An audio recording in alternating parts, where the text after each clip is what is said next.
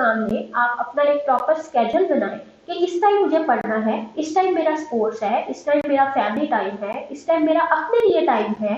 تو آپ اس ٹائم کو جب ڈیوائڈ کر کے چلیں گے تو آپ کی ایجوکیشنل بھی سیٹ اپ بھی ڈسٹرب نہیں ہوگا. ٹھیک ہے، آپ اس کو بھی بہتر طریقے سے کر سکیں گے، اور اس کے ساتھ ساتھ آپ کی جو باقی کی ایکٹیویٹیز ہیں. منڈا لاہوری آیا منگن حق تیرا. ویسے لڑکا کرتا کیا ہے؟ آنٹی جی کرنا کیا ہے، زمینیں جو ہیں اتنی زیادہ. اتنی زیادہ؟ نا جی اتنی زیادہ.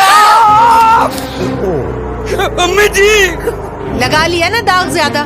زیادہ داغوں کے لیے میرا 10 والا بونس. بونس؟ جی، 10 روپے میں سب سے زیادہ پاؤڈر. بنائے جھاگ زیادہ، نکالے داغ زیادہ. خوش رکھے گا اسے. کتنا زیادہ؟ سب سے زیادہ. واہ، کیا بات ہے بونس کی.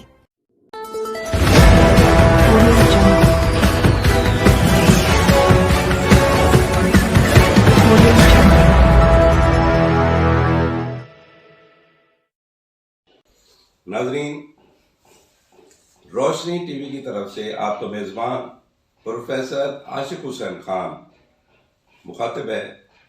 آج ہمارے جو مہمان ہیں وہ جناب عرفان حیدر شمسی صاحب ہیں، جو ہائی کورٹ کے ایڈوکیٹ ہیں اور بہت ہی قانونی ماہر ہیں. آج ہم ان سے تھوڑا سا یہ جوڈیشری سسٹم جو ہے اس کے بارے میں گفتگو کریں گے. جناب عرفان حیدر شمسی صاحب. تھینک یو ویری مچ عاشق صاحب.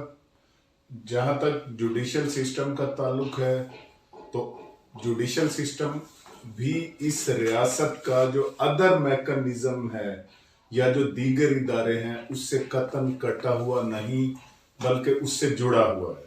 اور وہ مرزا غالب نے کہا تھا کہ قطرے میں دجلہ دکھائی نہ دے اور جز میں کل کھیل لڑکوں کا ہوا دیدہ بینا نہ ہوا. جب آوے کا آوا بگڑا ہوگا تو الٹیمیٹلی لا محالہ جوڈیشل سسٹم میں بھی اس کے اثرات دکھائی دیں گے. تو بنیادی سوال یہی ہے کہ پاکستان کا جوڈیشل سسٹم ایک تو آؤٹ ڈیٹڈ ہو چکا ہے. جس طرح ہمارے کالونیل آقاؤں نے، انگریز سامراج نے اپنی خاص ضروریات کے تحت اس سسٹم کو ڈیولپ کیا، اسے ترتیب دیا، اسے پروان چڑھایا، تو اب اس سسٹم میں آج کے تقاضوں سے نمٹنے کی صلاحیت بالکل نہیں رہی.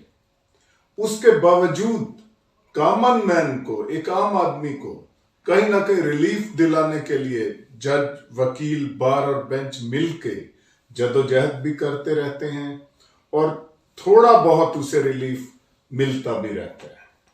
جناب شمسی صاحب، تھوڑا سا ایک وضاحت کر دیں کہ جیسے آپ نے فرمایا ہے کہ ہمارے ایک برٹش آقاؤں نے جو ایک مرتب کیا قانون، ہم اسے فالو کر رہے ہیں، آج تک ہم اسے فالو کر رہے ہیں کہ آپ کے جوڈیشری سسٹم کے اندر وہ اتھارٹیز جو اس کے اندر چینجز لا سکتی ہیں، کیا وہ وفات پا چکی ہیں، یا ان کے یعنی اختیارات ایسے نہیں ہیں کہ وہ ان میں ویریشن لائیں اور صحیح جسٹس جو ہے وہ لوگوں کو فراہم کریں.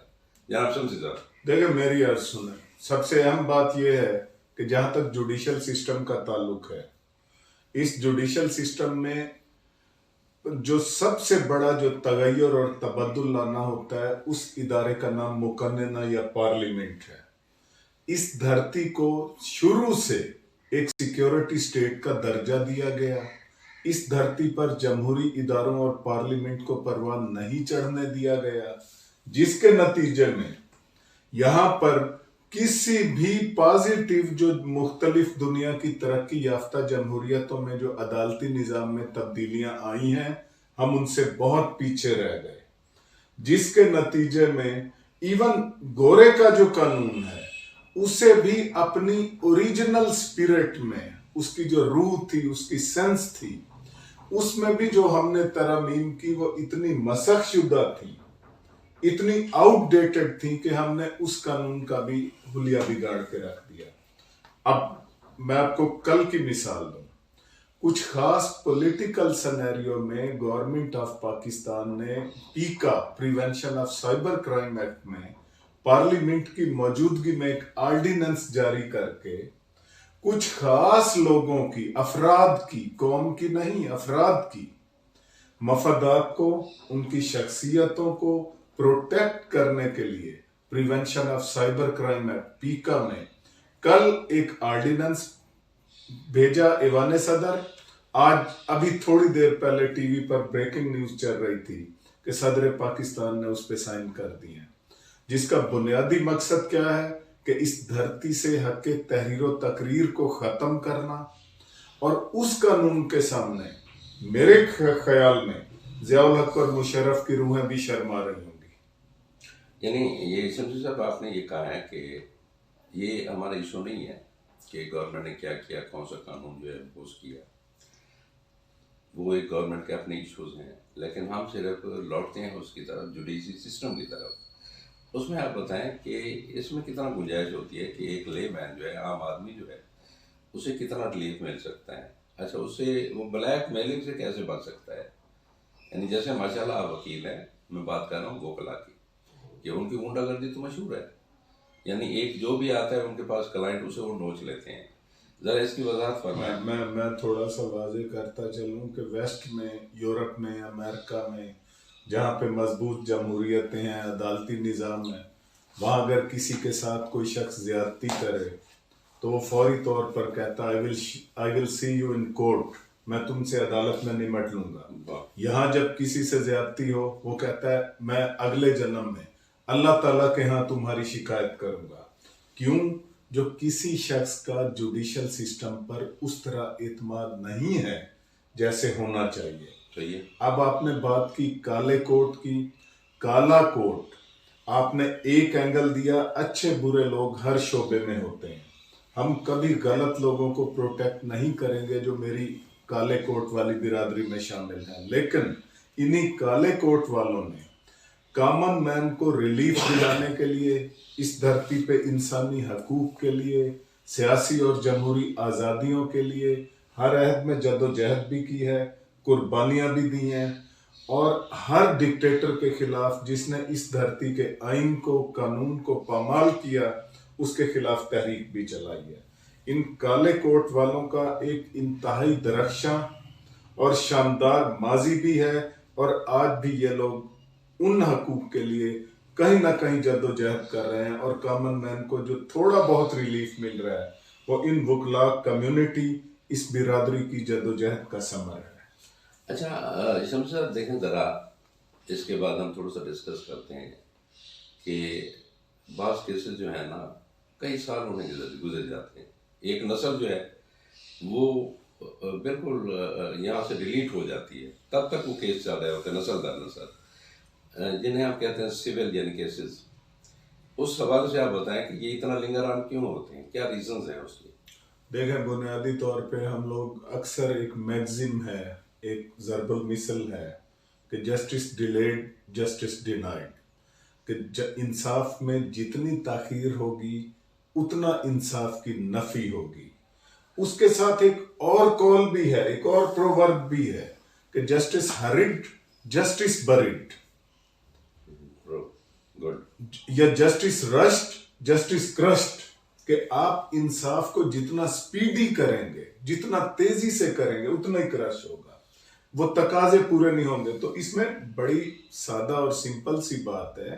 बाजू का जैसे अब मैं फैमिली लॉ की मिसाल दूं, मियाँ बीवी में फटा हुआ, जज्बात में आके बीवी ने खुला का दावा कर दिया, मैं नहीं बसना चाहती।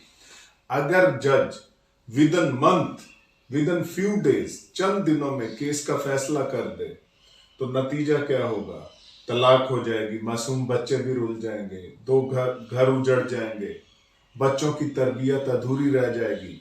बाजू का थोड़ा सा हम लोग टैक्टफुली लिंगर ऑन करते हैं कि वक्त के साथ साथ कुछ गुस्सा थम जाएगा फरीकैन का, कुछ बर्फ पिघलेगी, कुछ दोनों को शायद अक्ल आ जाए और वो घर बस जाए। और मेरी ये पर्सनली प्रैक्टिस है कि कई घर इस तरह आबाद भी हुए हैं। तो हर चीज के मुस्बत पहलू भी हैं, मनफी भी हैं, इसमें कोई शक नहीं कि दादा ने केस किया और पोता लड़ रहा है। हमारे सिविल लॉ में बहुत सी खामियां हैं। बाजू का वहां पे सुपीरियर कोर्ट्स की तरफ से, सुप्रीम कोर्ट या हाई कोर्ट की तरफ से डायरेक्शन आती है कि 2015 तक के केसों का फैसला करो। जब वो डायरेक्शन आती है तो उस वक्त पॉलिसी मैटर के तहत जज केसों को डिस्पोज ऑफ करता है, वो इंसाफ के तकाजे पूरे नहीं कर पाता कि वो ऊपर जवाब दे।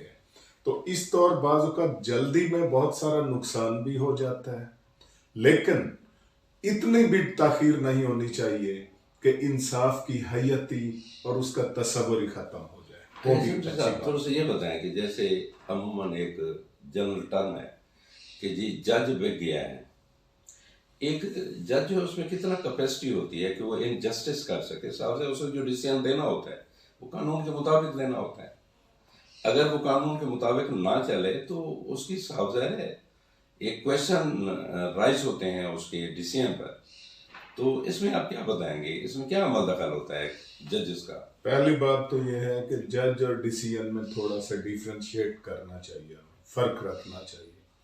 अगर जज के डिसीजन से हमें इख्तलाफ है तो उसके लिए एक एपलेट फोरम मौजूद है। उस एपलेट फोरम में जाके उस डिसीजन को हम सेट असाइड भी करा सकते हैं, वो मनसूख भी हो सकता है। तो हम जज को कानून ने दोनों ऑप्शंस दिए हैं। हमारे कानून में बहुत सी गुंजाइश है और उसकी डिस्क्रिशनरी पावर्स हैं, और सुपीरियर कोर्ट्स के ऐसे फैसले मौजूद हैं कि दो मुतहारिब फरीकैन उसके हक में भी चीजें मौजूद हैं, दूसरे के हक में भी मौजूद है, मुदई के हक में भी दलाइल मौजूद हैं, फैसला जात मौजूद है, मुद्दा लय के हक में भी हैं। जज भी एक इंसान है, वो कोई आसमान से नहीं उतरा।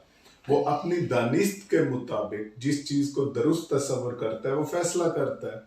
अगर मैं उसके फैसले से गैर मुतमईन हूं तो मेरे पास रेमेडी है कि मैं एपलेट कोर्ट में चला जाऊं, सिविल जज का फैसला है, सेशन जज के पास अपील कर दूं, हाई कोर्ट चला जाऊं, सुप्रीम कोर्ट चला जाऊं, वो फैसला मनसूख हो जाएगा, सेट असाइड हो जाएगा। बाकी अगर मैं ये महसूस करता हूं कि कोई जज पर्सनली बायस्ड है, जो आपकी बात जिसका इम्कान इंतहाई कम होता है, चंद एक ऐसे लोग होते हैं, तो उस जज के खिलाफ अगर मेरे पास कोई ऐसी रिलायबल एविडेंस मौजूद है, कोई सबूत है, तो मैं रेफरेंस भी भेज सकता हूं, सुप्रीम जुडिशियल काउंसिल को भी केस रेफर कर सकता हूं। ये मेरे पास रेमेडी मौजूद है। अच्छा सर, थोड़ा सा एक ये वजाहत कर दें कि हमारे अमूमन जो केसेस होते हैं अदालतों में चल रहे होते हैं, उसमें ज़्यादा इम्कानात होते हैं कि जो अपोनेंट पार्टी हैं उनका तसादुम हो जाता है। इसके लिए हमारी जो लॉ एनफोर्सिंग एजेंसीज हैं या पार्स हैं वो इस पर कंट्रोल क्यों नहीं करती कि उसमें जज को भी खतरा होता है जब ये हंगामा होता है, और साफ ज़ाहिर है जो एक मुद्दई होगा या जो होगा वो तो वैसे ही अफेक्टेड होगा। इसके लिए कोई आप लोग क्यों नहीं वो आवाज़ उठाते कि इस तरह के जो मर्डर्स हो रहे हैं इनसे थोड़ा सा देखें, मेरी अर्ज सुनें, जहाँ तक इस तरह की क्रिमिनल एक्टिविटीज का ताल्लुक है वो पूरे समाज का हिस्सा है, वो कोई आसमान से उतरी हुई चीजें नहीं है। और जब अदालत में दो मुतारिफ फरीक आते हैं तो उनमें इस तरह के माहौल के, बलवे के, फसाद के, कत्लो गारत के इम्कानात होते हैं। हर कचहरी में बाकायदा सिक्योरिटी डिप्यूटेड है, वो अपने तौर रोकने की कोशिश भी करती है, इवन गेटों पे चेकिंग करके भी भेजते हैं कि कोई असलहा, कोई हथियार लेके लोग मत जाएं। उसके बावजूद एक इंसानी निज़ाम है, उसमें खामियां भी हो सकती हैं, उसमें फ्लास भी हो सकते हैं। तो उसका नतीजा यह निकलता है कि कभी कभी ऐसे मिसहैप हो जाते हैं, लेकिन ओवरऑल अब सिक्योरिटी का मैकेनिज्म जुडिशरी में बहुत बेहतर है और फील फॉर सिक्योरिटी ऐसे इवेंट्स को काउंटर करती है और उन्हें कवर अप करती है। अच्छा शमशेर साहब, एक बड़ा इम्पोर्टेंट यानी सवाल है कि ये जो पुलिस वाले या एक पुलिस स्टेशन से FIR करती है किसी केस के बारे में, उसके कितना असरात होते हैं केस की हैयत पर, उसके अंजाम पर, कि उसका एंड क्या होगा? देखें, FIR section 154 criminal procedure code 154 ज़ाब्ता फौजदारी के तहत दर्ज होती है। FIR means first information report. जो ही कोई अकरेंस हो रहा है, कहीं पे कोई वकुआ हो रहा है, कोई भी शहरी, कोई मुतासरा फरीक उसकी मुतलका पुलिस स्टेशन को रिपोर्ट देता है, वो that is called first information report, वो टेलीफोनिकली दे, वो बजरिया डाक दे, वो पर्सनली जाके दे, वहां जाके बयान दे, या तहरीरी दरखास्त की सूरत में दे। और SHO ड्यूटी बाउंड है कि उसके उस मौकफ को FIR दर्ज करे। FIR वो बेसिक डॉक्यूमेंट है जिस पे आगे कानून हरकत में आता है, और वो कानून को हरकत में लाके कल को मुल्ज़िमान के खिलाफ कार्रवाई भी होती है उस FIR के तहत।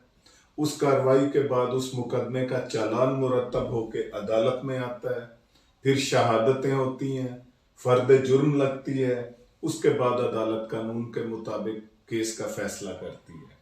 तो FIR बेसिक डॉक्यूमेंट है किसी भी फौजदारी केस का, जो कानून को मोशन में ले आती है, तहरुक में लेके आती है। अच्छा शमसी साहब, देखें, बात सुने, हम साफ सारे इस समाज का हिस्सा हैं, सोसाइटी का हिस्सा हैं। हम रोज़मर्रा ज़िंदगी में देखते रहते हैं कि हम कहीं पर गलत पार्किंग कर दें तो हमारा फौरन चालान हो जाता है। लेकिन आप हज़रात इतना पावरफुल हैं कि रोड्स आपने ब्लॉक्स की हुई हैं, चाहे हाई कोर्ट हो या कचहरी चौक हो, आपसे कोई नहीं पूछता। आपको कभी खुद शर्म नहीं है कि आप क्या कर रहे हैं? अब तो सावधान कानून दान है ना, देखें, तो ये कभी आपको एहसास नहीं हुआ कि ऐसा क्यों होता है? क्या अपने दोस्तों के साथ मिलके एक आपका सिस्टम है, साथ एक ऑर्गेनाइजेशन है, उसका हल को ढूंढे, अलग कोई पार्किंग एरिया बनवाया ताकि ये इश्यूज जो है जन्म ना ले। हम बच्चों को पिक करने जाते हैं किसी इदारे के सामने, विद इन 10 मिनट्स जो है वो लिफ्टर आ जाता है।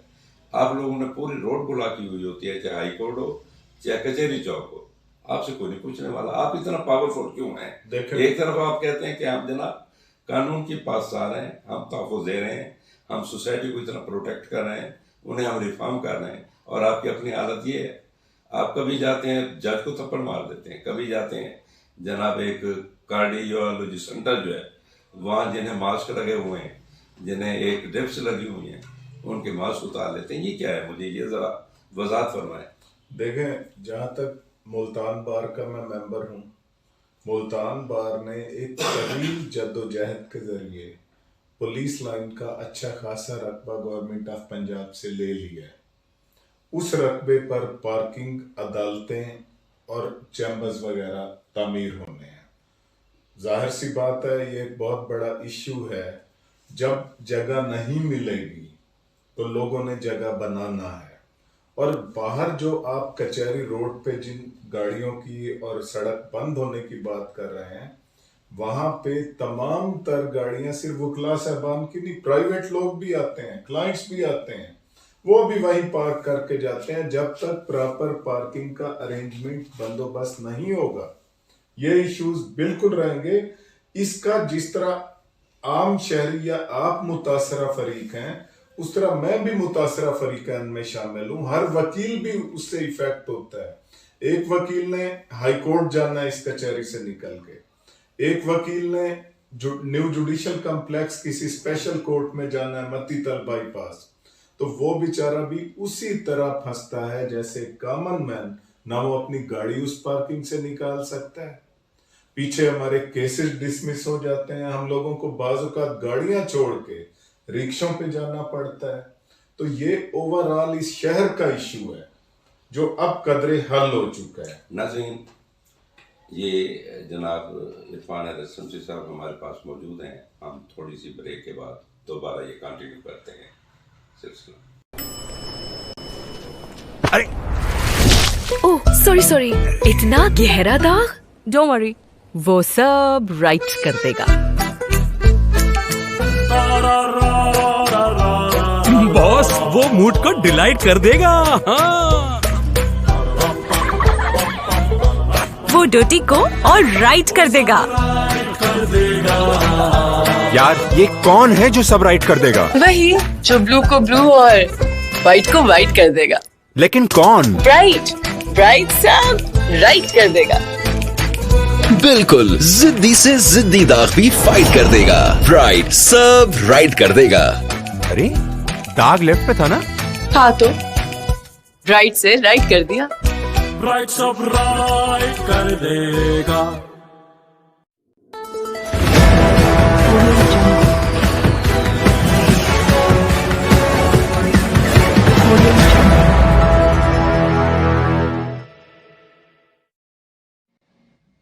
नाज़रीन, वक्फे के बाद हम दोबारा इरफान हैदर शमसी से मुखातिब होते हैं।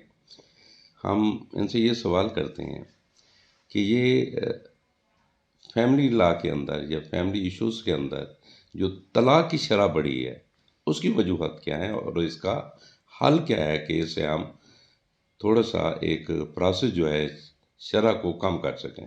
जनाब शमसी साहब।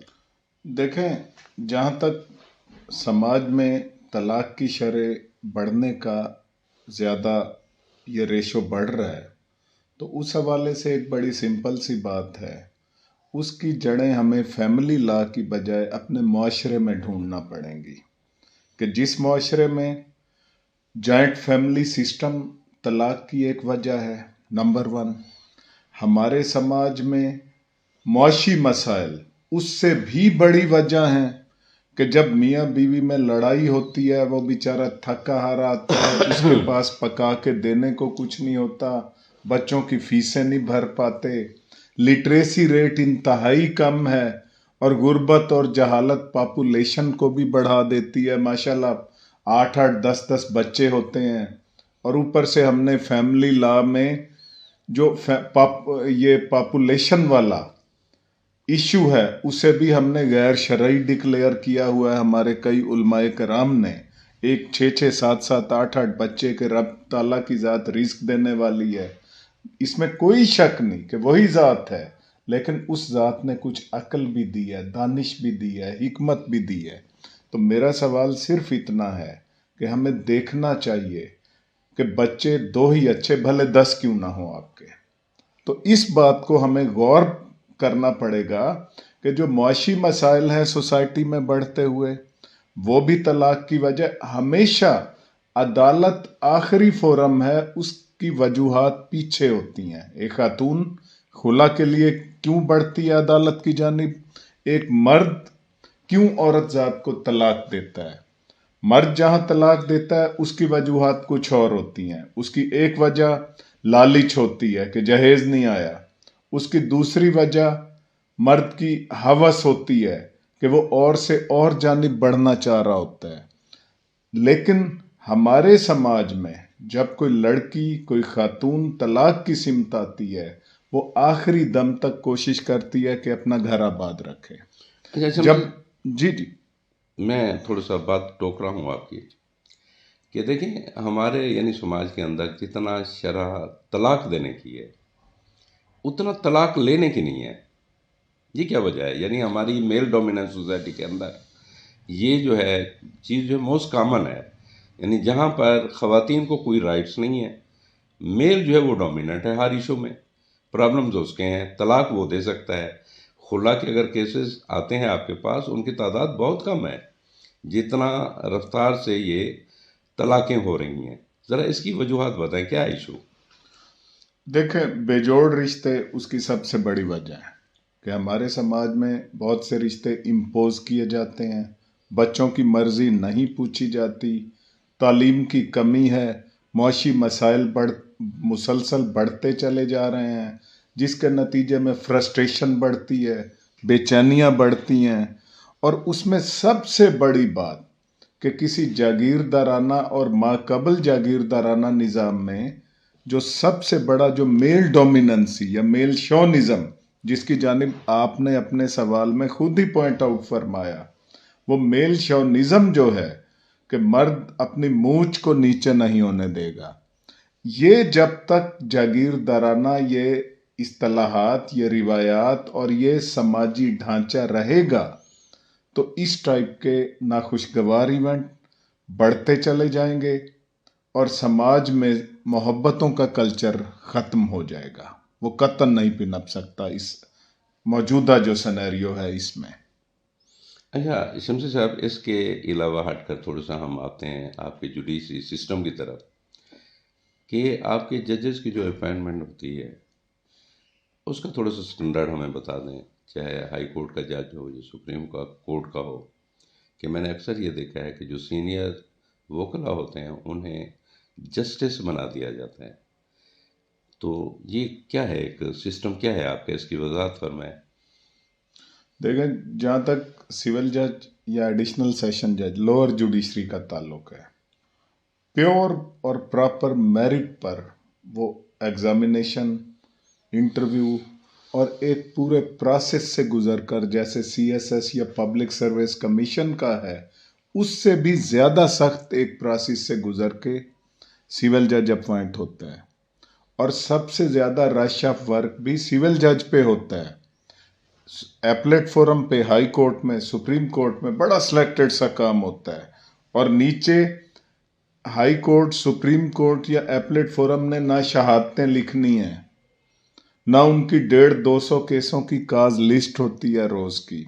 سول جج سب سے زیادہ محنتی جج ہوتا ہے ہمارے سماج میں، اور جو ایک پورے پروسیس، سکروٹنی اور امتحان دے کے آتا ہے۔ جبکہ ہائر جوڈیشری کا جہاں تک تعلق ہے، ہائی کورٹ کا جو جج ہے وہ کیسے اپوائنٹ ہوتا ہے، اس میں ایک کیٹیگری تو وہ ہے جو لوور جوڈیشری سے پروموٹ ہو کے ہائر جوڈیشری کی جانب جاتی ہے، سیشن ججز، ہائی کورٹ کے جج۔ ایک وہ ہے کیٹیگری جو کہ وکلاء میں سے جاتی ہے۔ ان وکلاء میں کچھ خاص چیمبرز ہیں، کچھ خاص لوگوں کے نوازے ہوئے لوگ ہوتے ہیں، اور سب سے اہم بات یہ کہ جو حکومت ہے، جس کا راج چل رہا ہے، جس کا اقتدار چل رہا ہے، ان کے من پسند لوگ ہوتے ہیں۔ آپ کو بہت مثالیں مل جائیں گی کہ میاں نواز شریف نے کن جج صاحبان کو بھرتی کیا، آصف علی زرداری صاحب نے کن جج اپوائنٹ کیا ہائی کورٹ کا، ایون پرویز مشرف صاحب نے کن لوگوں کو جج اپوائنٹ کیا۔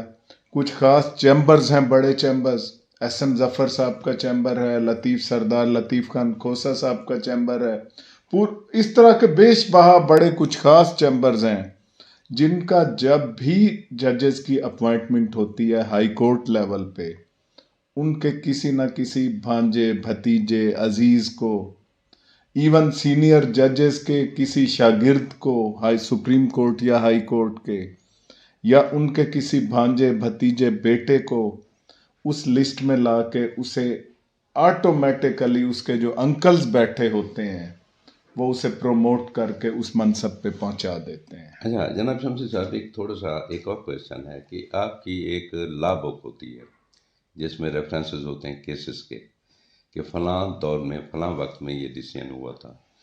اکثر کیسز میں یہ سنا گیا ہے کہ فلاں وکیل نے انسرشن کر کے اس میں ایک ریفرنس غلط کوٹ کر کے کوئی ڈیسیژن لے لیا ہے، اس میں ہے کوئی فیکچول؟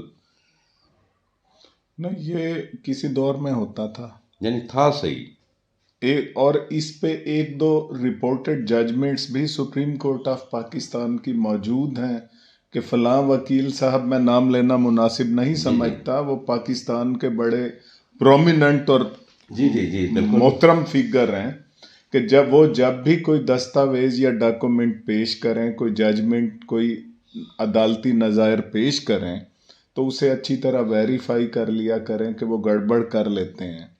اب ہر چیز فنگر ٹپس پہ ہے، آن لائن موجود ہے، اسی وقت ویریفائی ہو جاتی ہے، اب ان چیزوں کا امکان مائنس ہو گیا ہے۔ ناظرین، آج انتہائی جاندار گفتگو جو ہم نے ماہر قانون جناب عرفان حیدر شمسی سے ڈسکس کی، اور انہوں نے ہمیں کافی معلومات فراہم کی۔ روشنی ٹی وی کی طرف سے آپ کا میزبان پروفیسر عاشق حسین خان آج کے لیے آپ سے رخصت چاہتا ہے۔ اللہ حافظ۔